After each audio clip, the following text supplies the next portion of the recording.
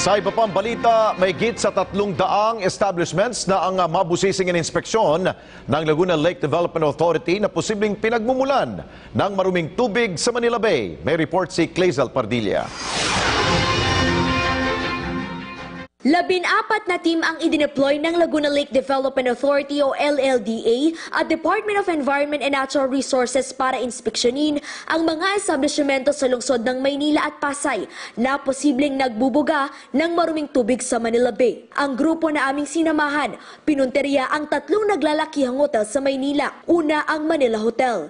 Inalam kung saan napupunta ang kanilang wastewater. Ipinakita ng Manila Hotel ang kanilang Certificate of Interconnectivity. Ibig sabihin, konektado ang establishmento sa sewer lines ng Maynilad at ang water concessionaire na ito ang naglilinis sa tubig ng hotel. Doon na rin kukuha ng water sample ang LLDA na magiging basehan kung may paglabag sa environmental laws. Sunod na pinuntahan ang Luneta Hotel.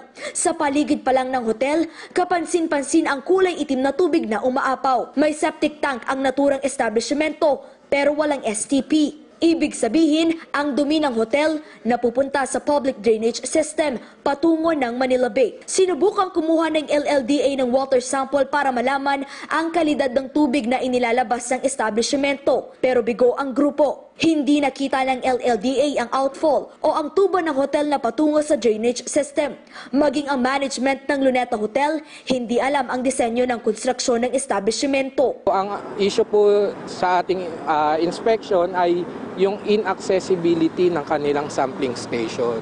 So dahil po wala pong accessible or appropriate sampling station, hindi po tayo makakuha ng representative sample. Hanggat wala pang sample, hindi makakapagdesisyon ng LLDA kung bibigyan nila ng notice of violation o cease and desist order. Babalikan ng ahensya ang Manila Hotel.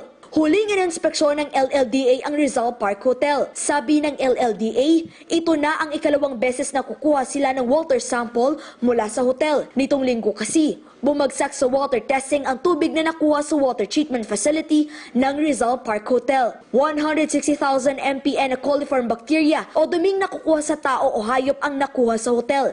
40 beses na mas mataas sa 400 mpn na water standard ng Manila Bay Interagency Task Force. Nag-request po sila ng resampling. May ginawa na po silang remedial measures, ipapavalidate kung pasado na. Kung hindi makakapasa sa water standard ng ahensya, iisuhan sila ng notice of violation o cease and desist order na may 10,000 hanggang 200 pisong multa kada araw na may paglabag sila. Sa kasalukuyan, higit 300 establishmento na ang nainspeksyon ng LLDA.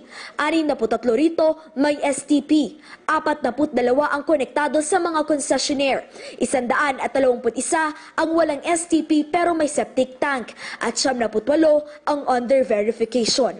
Sa mga susunod na araw, asahan na madaragdagan pa ang mga establishmento na may paglabag sa environmental laws. Clazel Pardilla para sa Bayan.